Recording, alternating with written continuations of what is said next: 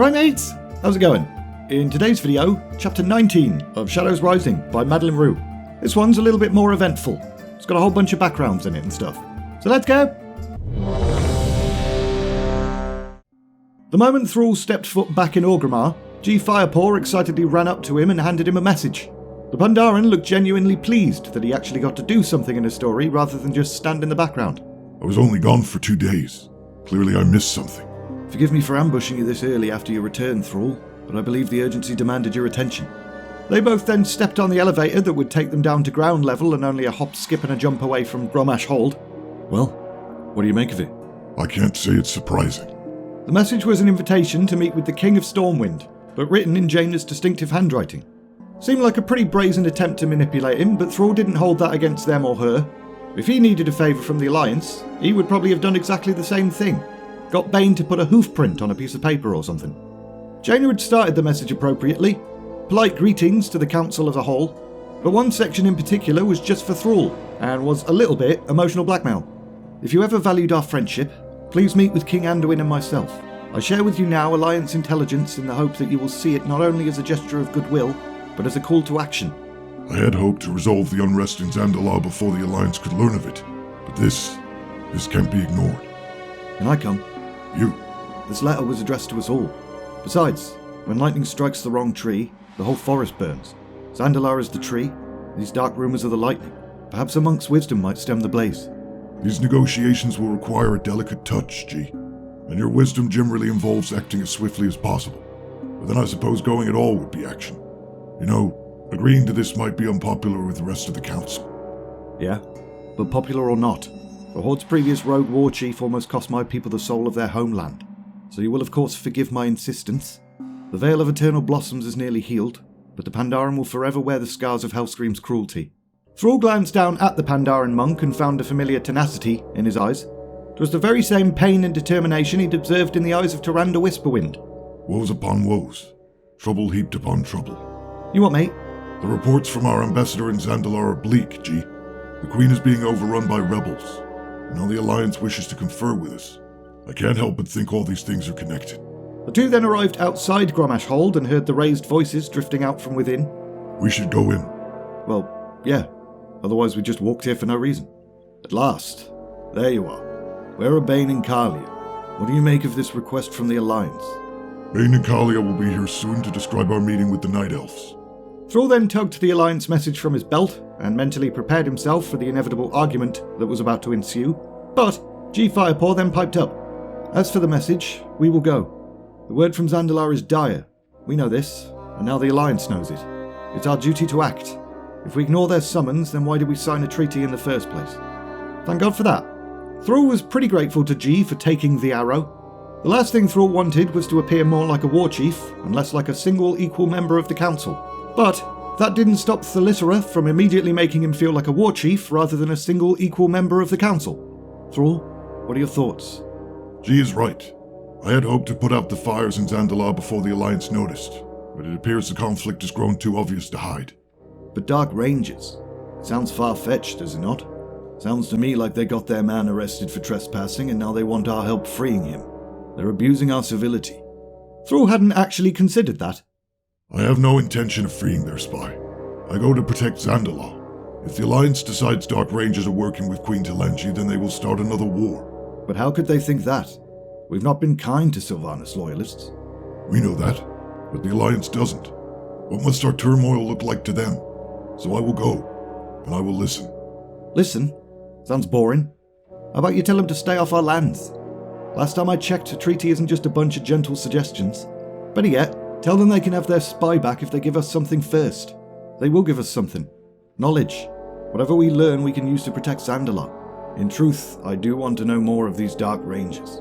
If by chance Sylvanas truly is in Zandalar, then we could have her in our snare tomorrow. Do it. Any chance we get to capture the Banshee Queen cannot be wasted. While many of us left Zandalar, it is still our home. If it is sick with treachery, I would see it healed. Seemed like only Gazlo remained unsure, and although his single nay couldn't overrule a decision, Thrall still felt it important to reach a consensus. So he just kind of stared at the goblin. Fine, what the hell. Just capture Sylvanas so we can all shut up about her already. So, Thalithera opened a portal. She wasn't wasting any time. But it seemed like the Alliance were wasting some time. Thrall didn't like being kept waiting, and Ji liked it even less. It felt like they'd been stood on this bobbing wreck floating in the waters between the Eastern Kingdoms and Zandalar for bloody ages. Quite the storm. Yet it isn't moving. Storms move. That looks more like a wall to me. Perhaps we should be glad. This old Hulk wouldn't survive a sun shower, let alone whatever that is. Just add it to the list. The list? Of curiosities and coincidences that must be explained. Links that make up a chain we cannot yet see the end of. A mage's portal then pulled at the air around them, before splitting open with a crack. Ji immediately entered his fighting stance, but Thrall remained calm. Just as Jaina had promised, only 2 had come. No ambush. Shame. It's a damn good place for one. I'm full of surprises today, Thrall, but not that kind. Thank you for coming. As Thrall examined the King of Stormwind, he noted a few things. Firstly, Anduin did not seem quite so at ease on the ship as Jaina did. His initial steps out of the portal were a bit wobbly. Secondly, he had that tired, sleepless look to him. The ravages of leadership. Thrall knew that all too well. Ji Firepaw, Lord Admiral, Your Majesty, disappointing that we meet under such unhappy circumstances. Unhappy isn't the half of it. There is something you should know. If there are to be no great secrets between us, then I should tell you that I met with Tyrande and Malfurion. Oh? It, didn't go so well. I tried to put forward an apology from the Horde, but they didn't accept it. They're only interested in revenge against Windrunner. That is also foremost on our minds. Let's cut to the chase, shall we? Jaina then reached into a leather satchel and pulled out an arrow that looked to be of Zandalari make and colour, as well as several scraps of parchment. We intercepted members of the Horde aiding a Dark Ranger called Visrin. He took passage from Faldia's Cove to Zandalar, warning of the storms you now see on the horizon, which speaks to organisation, a plan. My spy master and Lord Commander Turalian are also confident the arrow you hold was fletched by Dark Rangers.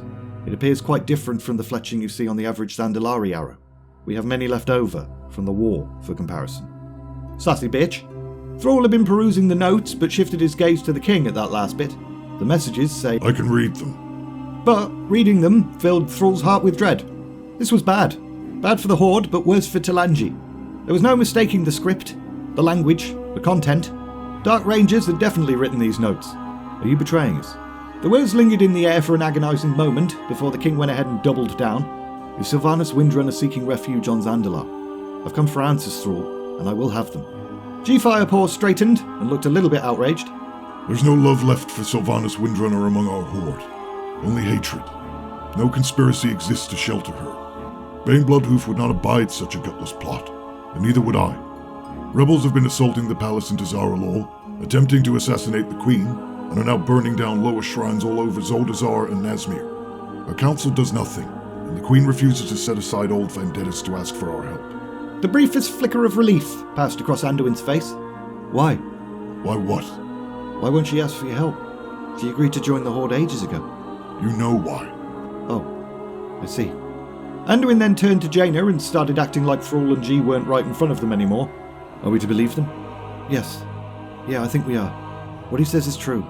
Bane would rather die than be a part of some plan to hide and help Sylvanas. We must find these Dark Rangers and make sense of their being on Zandalar.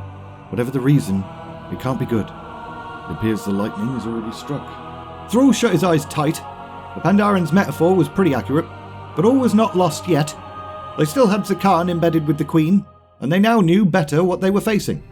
But what did Talanji possess that the Dark Rangers or Sylvanas might want? Thrall then stuffed the evidence into his own pack without asking. Anduin raised an eyebrow but said nothing. The Alliance had no doubt already made copies anyway. I will go to Tazaralor myself. We've tried the careful approach. Now it's time for the hammer and fist. There is also the matter of our spy master. Although he did trespass on Zandalari's shores, he was not there without cause. His mission brought us these clues. We are of course willing to use all accepted diplomatic channels to recover him. We only ask that he is not harmed until order is restored to the throne of Zandalar. The Alliance recognises this was badly done. We should have brought our suspicions to you directly, and not sought to position our spies in your territory. That is well spoken, Your Majesty, and the Horde Council can assure you that we do not execute prisoners without a trial. Anduin then narrowed his eyes. We would like to have him returned. Soon. Give me 2 days. I will see about your spy, and I will take these matters to the Queen herself. Just as you said, King Anduin. There will be answers. If we survive to see the next 2 days.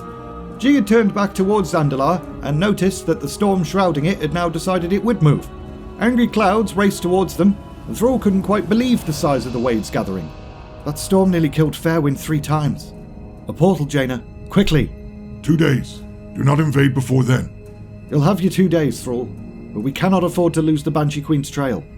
Jaina had already begun channeling her magic to whisk herself and the king away to safety, but luckily, she turned back to see Thrall and Ji looking at her, like, are you seriously just going to piss off and leave us here? Where? The shore. The Zara Law.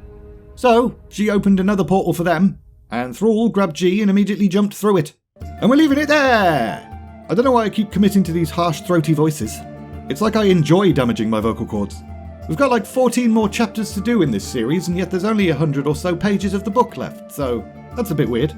As usual, link in the description if you're interested in buying this book. Also, there's links to my Discord server and my Patreon page too. If you enjoyed this video, like, subscribe, all of that bollocks. And all that's left to say is, thanks for watching, and see ya!